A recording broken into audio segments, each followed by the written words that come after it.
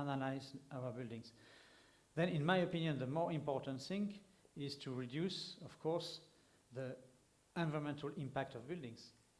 And what I said this morning is, of course, it's very important to be a near zero energy building, but in this definition, for instance, we never tackle the embodied energy, for instance.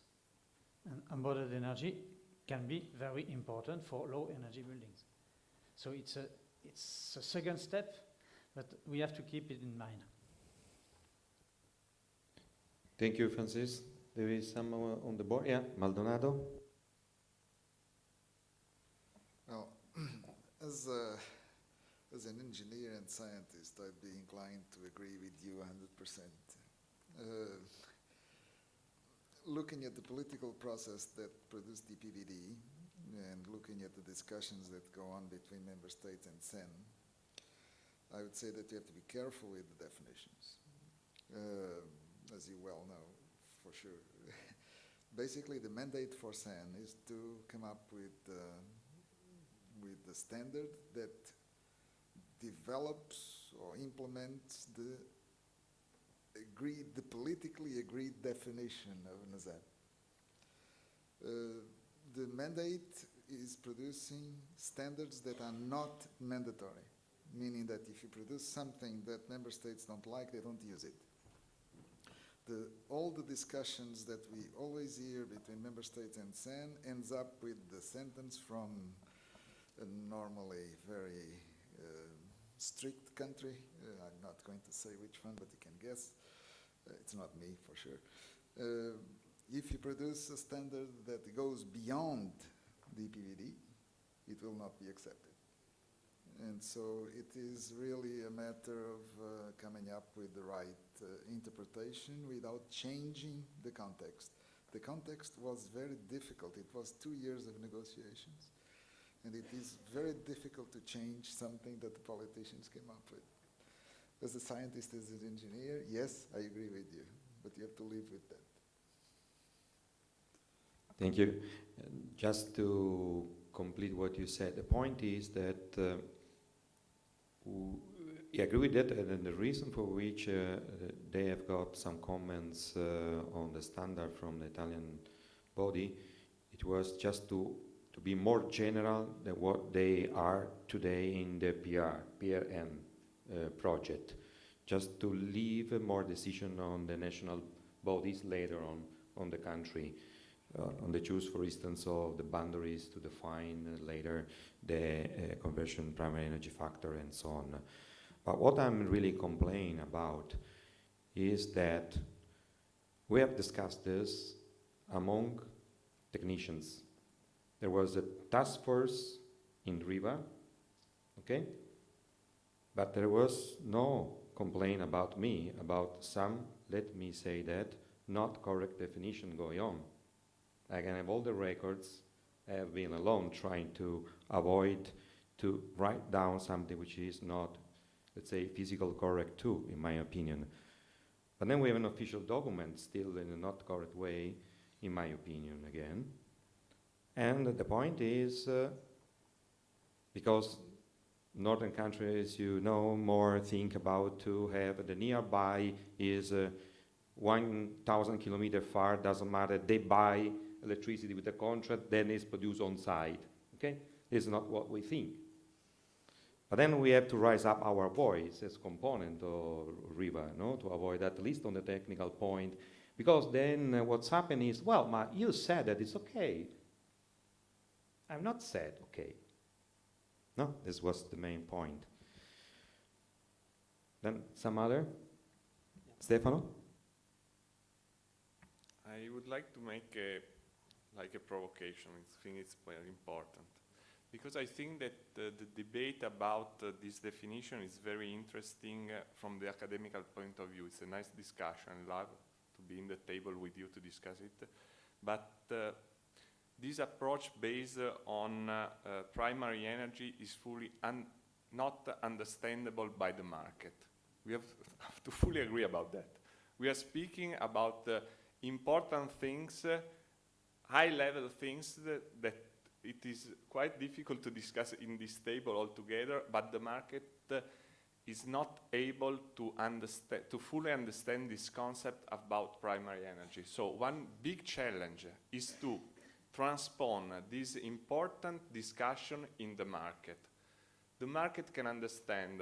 My wife can ask me, what is the color of my bill? 0. This is a zero energy building. Maybe yes, I don't know.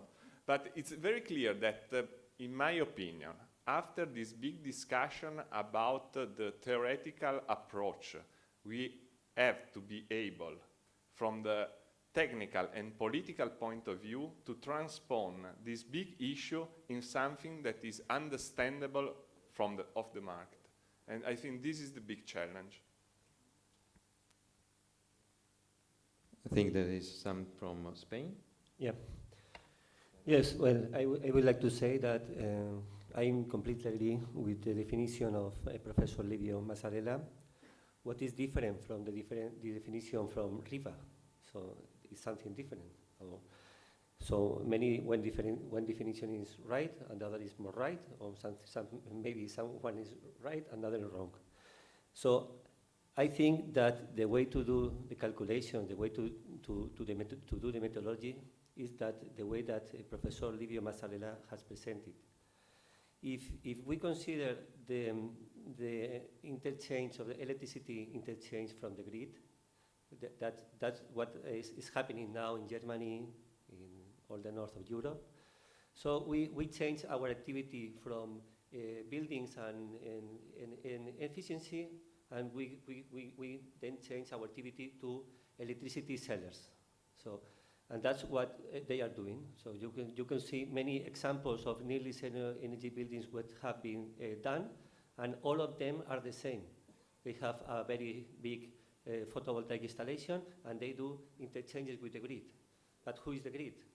Who is going to give the electricity to those people in winter? I mean, we are talking about Germany, about Poland, about all the north of Europe, that they don't have energy demand. Buildings have very low energy demand in summer, is when they produce this electricity, photovoltaics, and then they are going to change from gas to electricity, to heat pumps, and they are going to consume this electricity in winter. Yes, but who is going to produce this electricity? They need new plants, so they have to produce this electricity. So I think that the system that they are thinking, it could be good for few buildings, but it's not a solution for doing in all buildings what they want to do. So when you use a definition like Professor, so all these things make more reasonable, and this is what I do. What I think, and in the meeting that was in Praga, in Climamed in Praga, it was a workshop for Riva, and I told these people that I think that this definition was not right, and this interchange with grid, many people think the same. Thank you. Thank you. Zerin, have you something to say more to us? Everybody said everything, but I have to say, of course, the country policy, country level policy is very important, and it is sometimes missing in Turkey. And there are some conflicts even between the standards, that is important.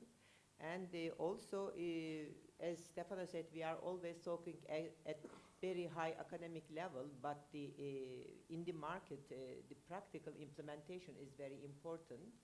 And to increase the consciousness of the market, especially investors, are very important, especially in Turkey. I don't know the real conditions, market conditions, and consciousness level of the investors. I don't know constructors. They want to have A-grade building, or they want to have a LEED certificate, a BREEAM certificate, but they don't have any idea, background of what is the meaning of ecological building. And I agree, Francis, the calculation, energy performance calculation methodologies are not including embodied energy. It is important the buildings should be ecological. For example, photovoltaic system is not so ecological. Maybe if you look at the harmful production style of the system, first of all, you have to decrease the energy demand of the building through architectural design. If you look at the traditional buildings, they don't need any mechanical system because they are using all local materials, ecological materials. They are very conscious. They are very careful about the local climate. So they need minimum amount of mechanical system. They don't need to have support to support the system by renewable technology. So we have to look at the problem for every point, starting from the ecological base. And of course, the country policy is very important. It is missing, especially in our country, I have to say. And we need so many arrangements in the regulations. There are so many things to do in Turkey. Thank you, Zeri. We have still roughly 5 minutes. There is any question to the expert from the floor? If there is, we can try to answer. Normally, what we say when asked to the students if there is any question, and I have to say there is no question. I was too clear or was too stupid.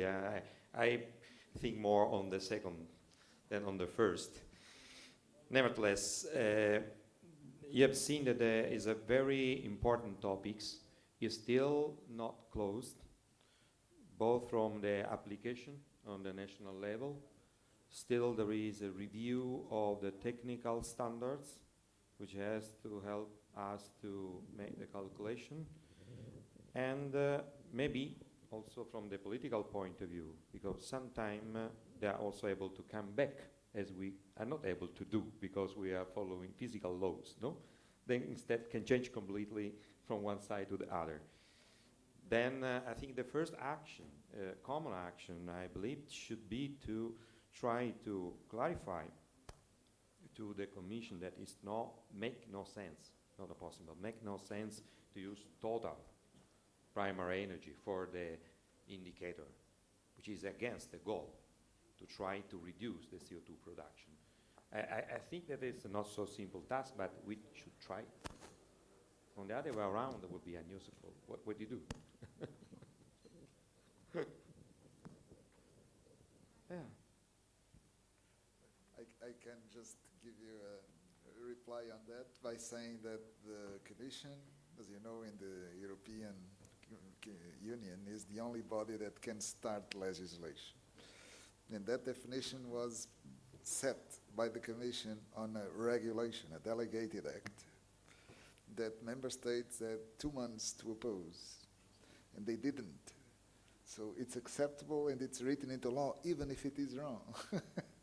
But sorry, in the directive is not said that the index has to be calculated with a total primary. It's only written primary energy. Then there is a definition which is saying can be total, can be renewable, can be not renewable. Then it's an open interpretation. I mean, it's someone in the organization, in the EU organization, maybe not absolutely technical guy, which is given such an answer. Then I would like to track to understand how it was given such an answer.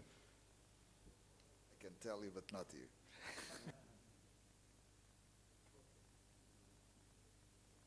And I believe that if there is no other question, we can close the session here. Thank you for your passion and attention.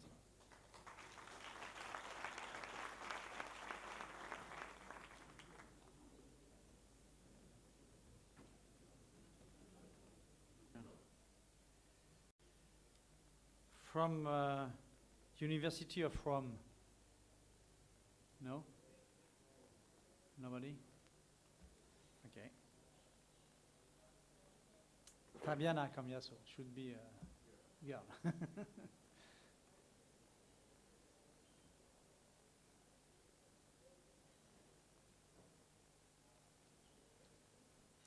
Okay, shall we start maybe?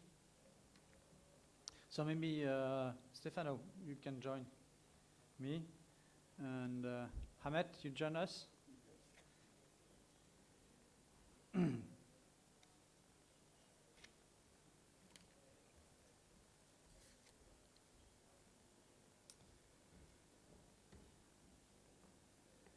So, I think we are missing a presentation from Fabiana Cambiaso. I don't know her. Okay. And Mr. Chi, please come.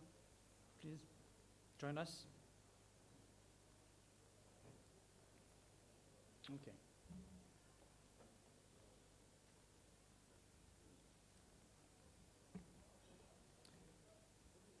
Okay, so I think it's time to start our session.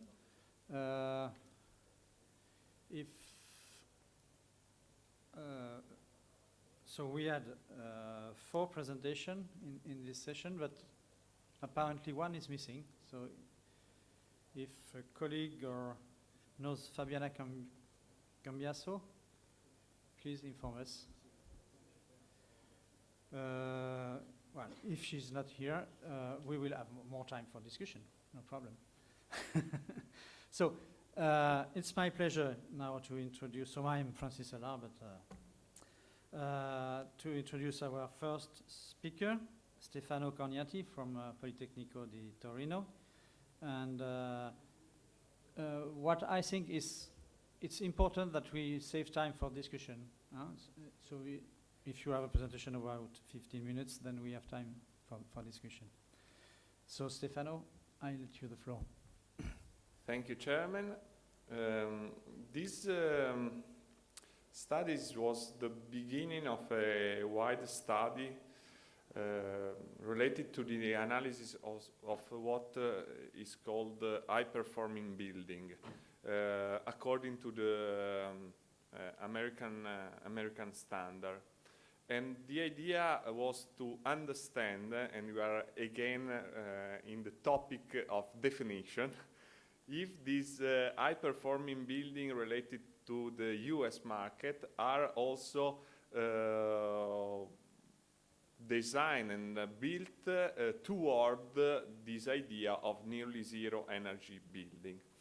So we started because of one of the main focus was to start from existing building, from an existing office building in the US, it was a joint research, just to understand what is the definition of high-performing building in the market, and then analyze what are the connections with this nearly zero energy building that now are the key goal for the European Union.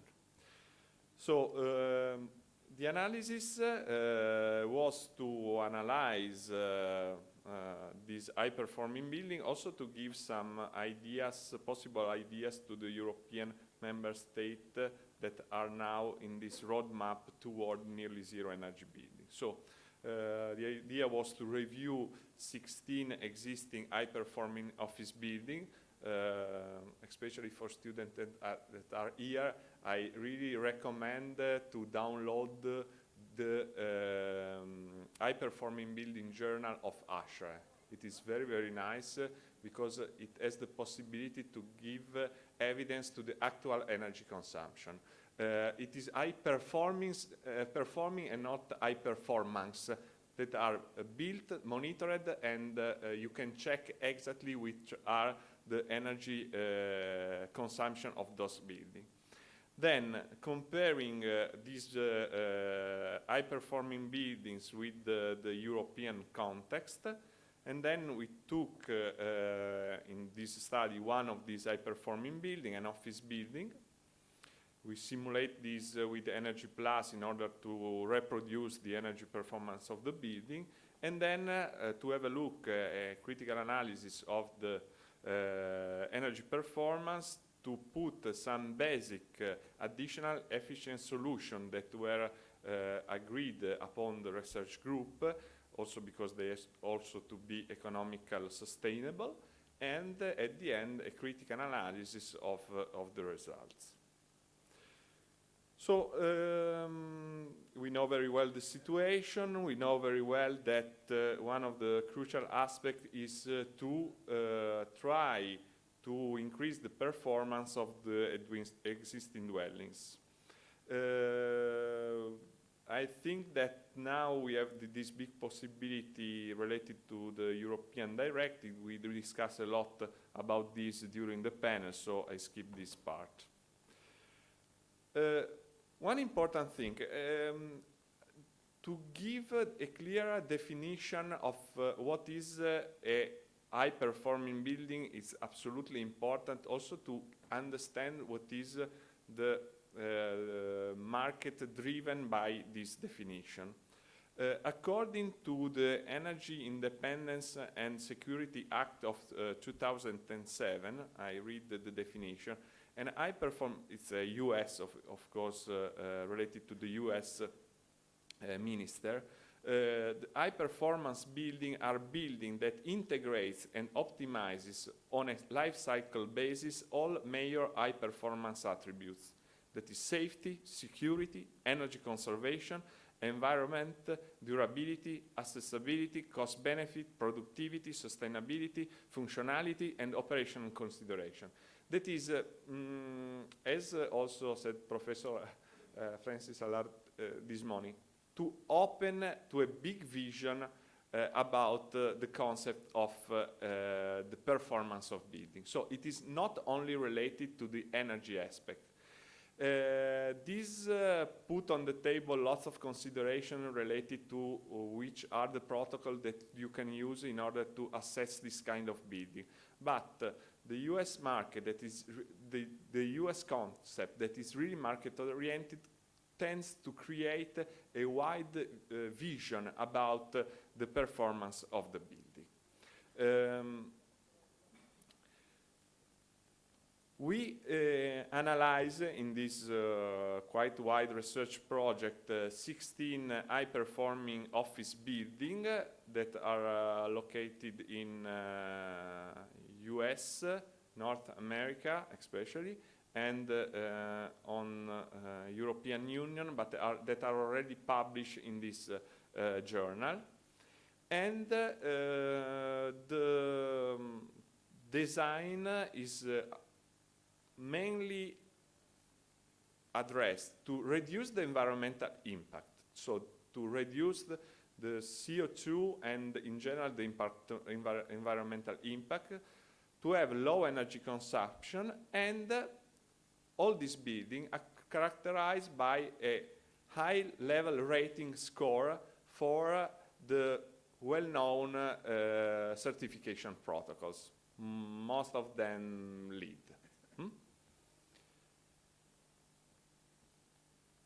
One of the key differences between the US approach and the European approach is the definition of the limit value for the thermal insulation. So typically the U limit value for the US market are higher than the one defined at European level, being the same climate condition. So, frankly speaking, the energy is only one of the aspects of this protocol. So, typically, the energy consumption are higher than the one we expect for European high-performing building. The case that I present here, it's a so-called grander view. It's a 3-story office building, more or less 2,000 square meters of usable area. It has a very, very high score, so triple LEED Platinum certification. So it is considered one of the best buildings in Canada. It is located in Canada, Ontario, so the climate is a climate related to very, very rigid winter. And the the cost per square meter in terms of construction, it is very interesting because all these buildings have very specific data about the building. So have a look there. It's quite poor. It's 250 Canadian dollar per square foot. Okay, that is quite a sustainable price. Okay. A sustainable price in comparison with the same building that we analyzed. We have not cost optimal analysis on this kind of building, but more or less you can find some tendency, statistical tendency on the cost data. Of course, it was quite a compact building, so it was quite easy to simulate the building. As we know very well, via dynamic simulation, we divided the building floor by floor in thermal zones, and then we made the simulation. We made the simulation, and what I would like to stress, of course, we try to use all the boundary conditions that are referred by the operation of the building. This morning we spoke a lot about the calibration of the model.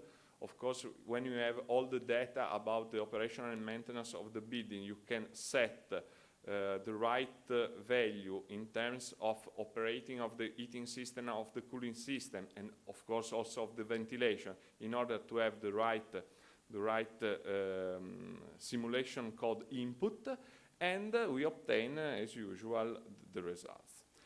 First of all, one implementation, very important, has to be done in the performance of the opaque walls and of the transparent walls, because you can see in the first table in the top of the screen, you have the baseline reference value for the building that we analyzed, and the corresponding U value of an high-performing insulated building in Europe at the same climate. As you can see very well, they have a quite high U value, so we do both. So when we made also the cost calculation, we analyze also the energy retrofit related to an increase of the energy performance of the building, according to a retrofit of the opaque and transparent wall. Moreover, we put an installation of the PV panels in order to have an auto production of electricity. As we know very well, sometimes during this retrofit action, to put the PV panels seems to be, especially if it's integrated from the architectural point of view, in a good way, a good solution, also because they give the possibility to cover the electrical need that is always quite high in office building. So, as we can see, and we are speaking about end use for heating, cooling, and lighting, this very high-performing building has around 70 kilowatt-hour per square meter of space heating demand, less than 20 in terms of cooling heating demand, and more or less 25 of lighting. Also applying a higher insulation, the performance can be, of course, improved by passing from 70 to 60. But if we don't go to a very high level of insulation, and so we change also the architecture of the building, the architectural shape of the building, the decrease of the end use is not so consistent. What we can do, on the contrary, with the very, very high effect, is that we can use all the surface of the covering of the building. The electricity need can be fully covered by the PV panels. So, according to the typical definition of high-performing building that now are used in Europe, a 5-7-year-old high-performing building seems to be, let's say, old, aged, because the implementation of new regulation year by year is very fast. So what was a good performance 6 years ago, now it seems to be an old building. This is very important for the market because, as we know, also in the European country, we have a deep increasing of the request of the energy performance of building in a very, very short time. When we are speaking about nearly zero energy building or net zero energy building, and we compare this approach with the US approach, the approach is very different. So if you want to have a common vision, we have again to put the same rule for analyzing this high-performing building. Moreover, it is quite difficult to enter the goal of this net zero energy target or nearly zero energy target set by the European Union in this existing building without or globally changing the architecture of the building, that is especially to change the ratio between opaque surface and transparent surface. That is a clear architectural message. Or, on the other hand, to be in the market without having a budget to invest that is too high.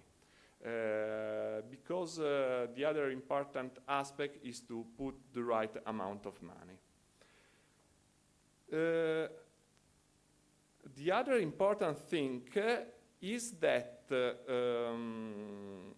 the motivation to go toward this nearly zero energy building from this high-performing building has to be, first of all, a strong motivation driven by the owner or the investor. The idea for this building was, again, to have a retrofit even if they are considered an high-performing building. The decision it is to be driven by cost, but I have to say that we have also the same situation in Italy. The financial support of the government now is very important, because without this support to invest in a high-performing building, to go from high-performing building to nearly zero energy building without any support, for example, a tax reduction, it's quite impossible. Of course, they can be a fully example to be followed by other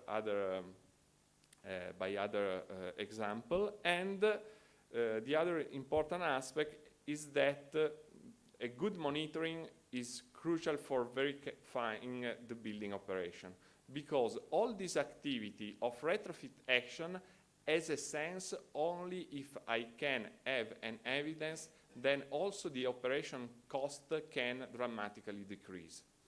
Because I have to invest when I'm making the new retrofit action, but I have to be sure that I have the money back during the operation of the building.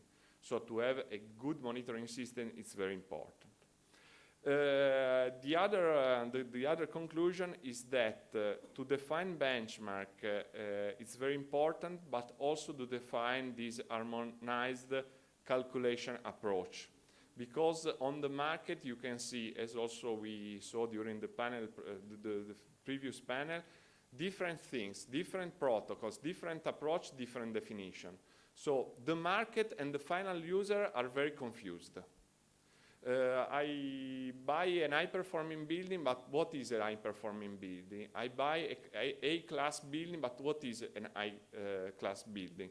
So I think that one big effort has to be put in transferring to the market a clear and transparent definition of the final goal of this action toward nearly zero energy building. Thank you. for this very interesting presentation. Is there any question for Stefano? We have time for questions. So maybe I have one in this case. The first one. Yes, you insist that this building were built 5 years ago, 6 years ago, 4 years ago. Did you try to compare with the regulation we had in Europe at this time? Because if you are comparing in Europe buildings, average building for the regulation we had 5 years ago, 6 years ago, with the new one, of course, you will find a gap. Yes, it was the first stage of the verification. I tried to compare with the Italian law that defines the maximum amount of energy demand for heating. So this was the final one. The difference was around 20% plus of the US market. I think that it is also related to the fact that when you are making all the calculation, both energy calculation and economical calculation, and you put on the table all the other aspects, of course, this kind of building has some characteristics, for example, the recovering of the water, the control of the other energy system, for example, for lighting, that create a building that globally has a good total energy performance and environmental performance. Specifically related to the European law that in Italy was only related to heating energy consumption, only this aspect, it seems to be a little bit poor. Yes, please. Is it possible to get a microphone, please? Oh, yeah, a microphone?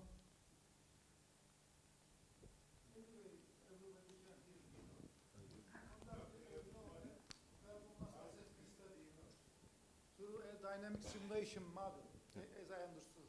Am I right? Yep. Okay.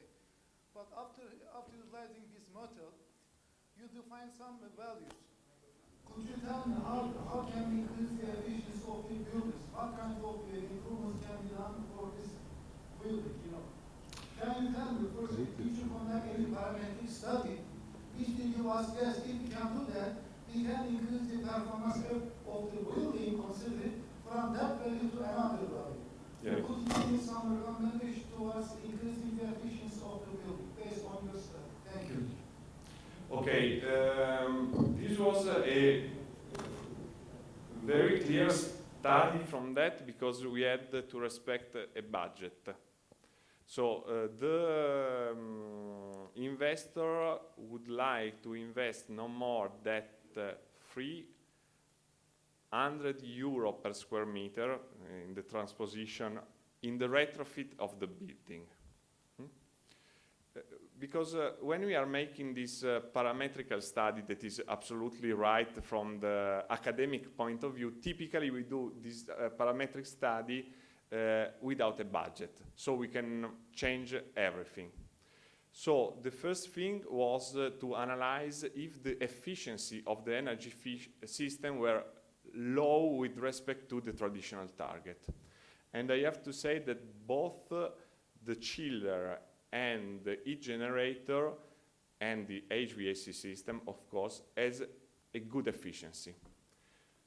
So the parametrical study was just to select what was the better insulation in order to obtain the results of reducing the energy consumption respecting the budget. Frankly speaking, if I could be free in the operation, I would try to modify, as I said before, the ratio between the opaque envelope and the transparent envelope. Because this building, for example, is very transparent. And according to the U value that are fixed by the law, you have, of course, a big impact on that part. But again, if I want to change this ratio, that is interesting from, let's say, a parametric point of view to change not only the characteristics of the physical characteristic, but also the geometrical characteristic, you change dramatically the cost.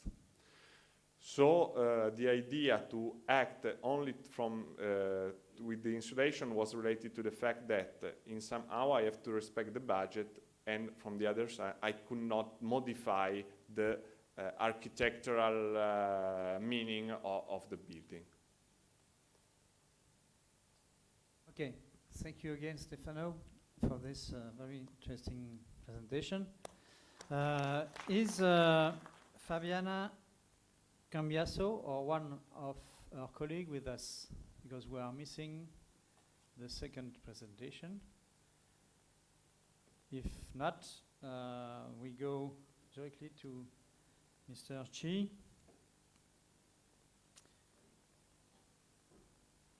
And the presentation is about nearly zero energy efficient building. Maybe you can introduce you, because I found 3 affiliations. No? So I didn't get it clearly.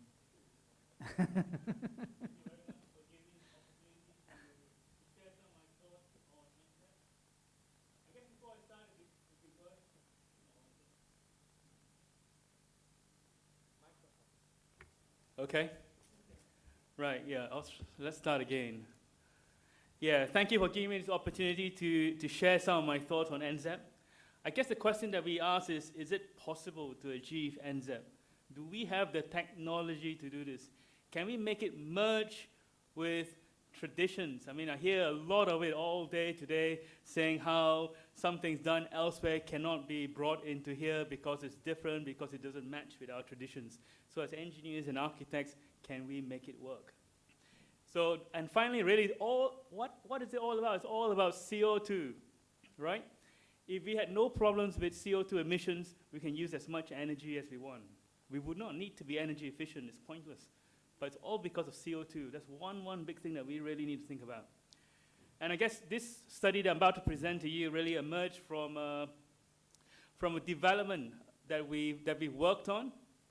And we were looking at how this new material that we are developing would affect current standards, current building materials, and how would it make a big impact? That's a question that we're about to ask.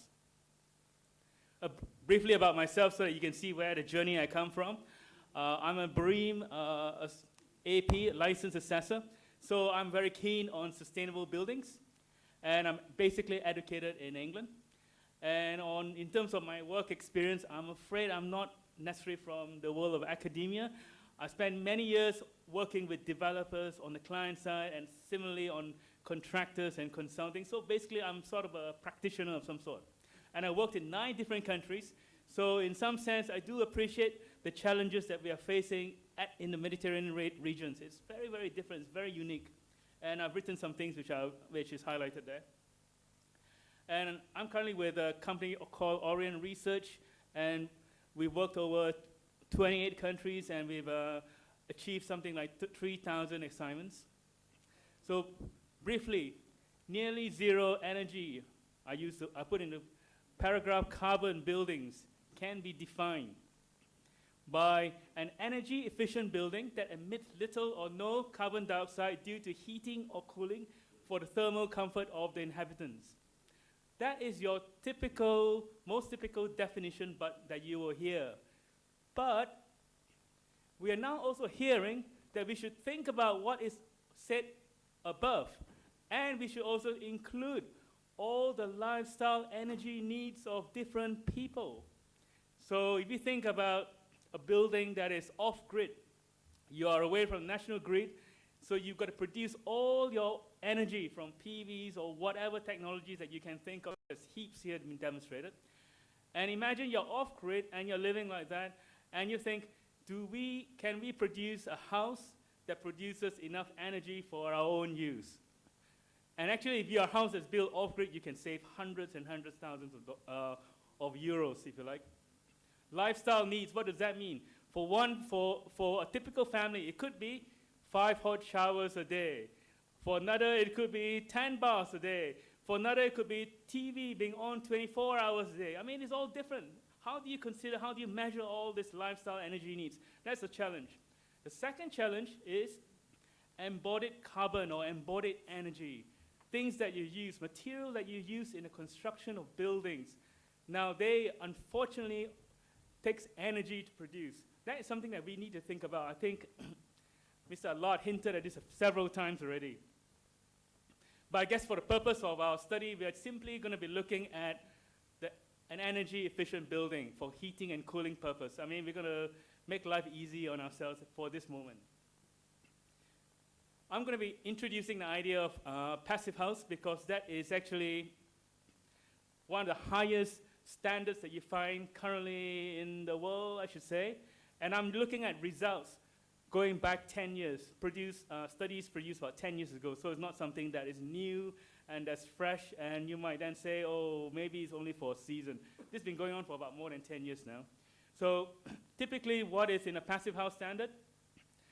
From, I don't know, from this drawing, if you can see, is, can you notice how thick the walls are, how thick the roof insulation are? Can you look at the floors and how thick floor walls are? It's a super insulated building. Now, I know most of you here are mechanical engineers, and this approach might be different. You might be looking at a technology-driven solution to this building, but we are also looking at another approach that's looking at the architectural building point, which is insulation. And in terms of architectural design, is there a common standard that we see? All these buildings, by the way, are, as you can see, are built to passive house standards. They look like flats, they are schools, they are offices, they can be shopping malls, they can be anything. I mean, a pitch roof, flats with balconies, I mean, they're all sorts. I think it's up to designers like us to make it fit our local environment. Sorry, I don't have any that kind of reflect the more Mediterranean flavor. So typical of passive house standard, I'm not sure if it's clear enough to see the outer wall as an illustration, where thickness of walls are around about 300 centimeters. And then outer gable walls looking at nearly half a meter thick. That is very, very, very thick. And in terms of some of the key requirements of this standard, I'm taking this from a previous report, so things might have changed a little bit, but if you can see the U values, they start at 0.097 to 0.12. I think it's even better than some of our cold storage areas that we find around the region. It is very, very significant. And I want you to highlight as well, the other U value is roof. Very, very significant. The thickness is nearly half a meter thick of insulation. That is incredibly thick. But if you think of the cost of insulation versus the cost of mechanical systems, you can begin to feel where is the money going? You know, is it cheaper to go for insulation or cheaper to go for a system? And doors are insulated. Now, one thing I think I've been speaking to many mechanical engineers in the region, and one thing I keep having to emphasize about high insulation buildings, the thing that keeps coming back to me is building sickness. You can't have thick buildings. It's building, you have to deal with building sickness. There is actually a solution. It's simply ventilation. I think different speakers have brought it up. Ventilation with heat exchange system over and over and over again. It's a case of how much you're willing to spend on the ventilation system. And I guess for this standard, I'm simply going to quote that what is required here is simply 30 meter cube per hour. And maybe in the winter, maybe in the spring, maybe even in cooler days in the summer, opening a window or windows or doors might work. And when it gets hot, you close the windows and you close the door and you draw your blinds. I mean, that might work in an architectural building sense.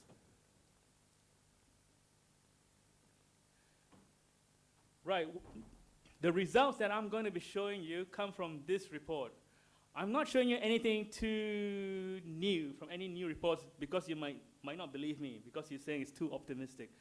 There is going to be many, many holes. So if you want to pick holes, you want to look at this report a bit better, I'm going to suggest that you look at this report that I've just showed you here. You can download it from the web. It's free. It's freely accessible, okay? And it was a report that's done in 2003, and houses were built and completed around about 2001. Right, this is a study, a result of the passive house settlement in Germany. Now, if you look at the far, I guess on your side, far left bar, it shows the total amount of energy that is required by this house or building based on German standards based in 1995. Again, that is old, okay? And every green bar with the arrow pointing, it shows a different measure based on the housing by the passive house standard. So a different bar showing energy savings. So you have 1, 2, 3, 4, 5, 6 measures that are shown on this graph. I will show this graph another way afterwards. And finally, if you can see, this is the final right bar, which is blue in color, shows you the amount of energy that's actually being used by this building, actual use. And the rest in green, light green, are energy savings. That's an awful lot of energy saving. Now, if you are pessimistic about this, I'm coming back to this again. Look at this report. Everything is in there, how they measure, what studies they do, and all that. I'm sure there's a few professors that are very keen. I'm not an academic. I suggest that you go back to this report and tear it apart. Right, I've reproduced that graph to this. So, based on a 12,500 kilowatt an hour per annum, using timber facade insulation system, they save 12%. Gable wall system, they save an additional 8%. Roof system, another 16%. Ground floor system, another 16%. And passive house windows, they basically triple glazed the windows and added different gases. I guess by now, we're looking at 10 years on, that would have changed. That system would have even been upgraded. And finally, ventilation with heat exchange, that is a must for every single building that's so highly insulated, particularly in wintertime when you don't open windows, 16%. In total, from this report, it shows that there was an energy saving of 82%. And this goes back 10 years. This was 10 years ago. So I'm not showing you anything now, because if I show you anything now, it will be, I will have an uproar. I will have more questions to answer, right? That's not the purpose of me being up here too much. So for Mediterranean climates, what challenges do we face here? Well, I think earlier speakers saying places like Turkey, I think you have 4 regions. And Spain, I think the earlier speaker said they have almost 8 regions for heating and cooling. And different countries, different Mediterranean, we encounter cold weather and we encounter hot weather.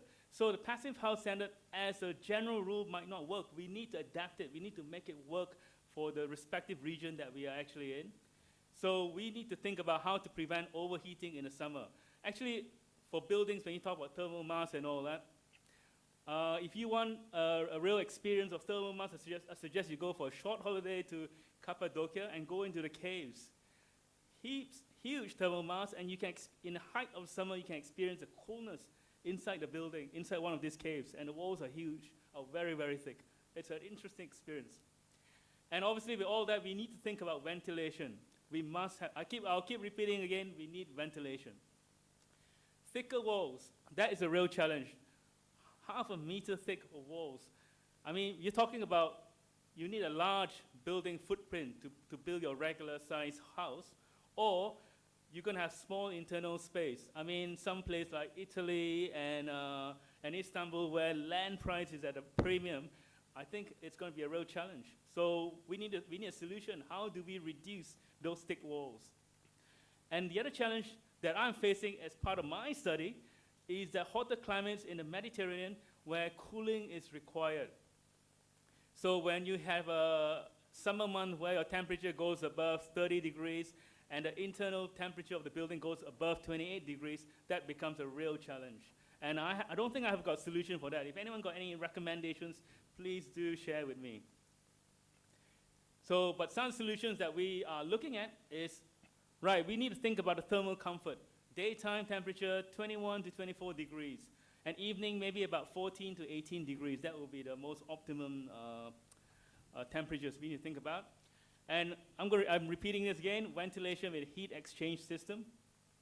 Now actually there are several types right now in the market. There are standalone heat exchange systems that you use in smaller flats, and there are also community-wide that you use for apartments and offices or shopping malls. You've got lots of different systems out there right now. And the problem with a wider wall or thicker wall, well, this is basically a basis of our study, really, where we were looking at nanotechnology development to improve the insulation values of walls. And the other solution that we encountered was, can we find free cooling systems? Are there such things available? I think I can hint at a few systems that's out there, but I don't really, I'm 100% convinced of how it works. And also cogeneration systems. I mean, what we have today, is that really adequate? That's the question I'm asking, really. So this is a project that we're currently working on. It's called HYPIN. The main objective of the project is through nanostructuring to develop a sustainable and affordable technology that will improve the thermal insulation of common construction material. The main component to the technology is aerogel. Now, what is aerogel? Do you remember the space shuttle that blew up, Discovery, about, 10 years ago, and I'm showing my age now? And one of the reasons that the space shuttle on re-entry blew up was because some slabs were missing, fell off when it was taking off, and at re-entry there wasn't enough slabs to protect the aircraft. And that slab is actually aerogel. It's a NASA technology, and this is a picture of it. This is one of the best pictures illustrating aerogel. A thin piece of aerogel, jelly-like, and stuck under a Bunsen burner, and the flower is still in a pretty healthy condition, aerogel. So what we've done is we basically redeveloped aerogel to make it suitable for common building materials. We're working with companies in Italy and Belgium and UK and Sweden on these several different projects. One is to make insulating paint. The other is plaster. And plaster, this is currently plaster, but I guess you could extend it at some point to plasterboard, block walls, roof tiles, whatever, right? And the other thing that we're trying to integrate as well is into XPS. Would XPS work? Can we enhance? XPS technology is almost at its limit. It's reached its maximum potential. Can we improve it better? So can HYPIN increase the effectiveness of insulating properties of the following by 30%? Paint, plaster, XPS insulation. And possibly, I guess, in the future, how about ceramic tiles, roof tiles? Can HYPIN also produce a breathable lime plasterboard? I mean, if that works, maybe we can do away with ventilation. We've tested a concept with lime plaster, and that seemed to work pretty well. And lime wall, as you know it, would breathe. If it breathes, then maybe your ventilation requirement can fall. And the most challenging thing that we need to do is to make it cheap and affordable. Aerogel currently is extremely, extremely expensive. I mean, it is NASA technology. But can we actually make it useful for common material? That's our biggest challenge. And we talk about cooling systems just very briefly, really. I mean, there is something called free cooling system, which is an absorption chiller system. As a company, we've designed several buildings, particularly factories, where they have excess heat coming out from some of the machinery. And we then diverted some of that heat into what you call an absorption chiller system. Some of your mechanical engineers, I'm not, you could probably explain this better, where all that heat is captured and recycled to produce cool air and chill water. So in summary, so the question I ask is zero energy building possible?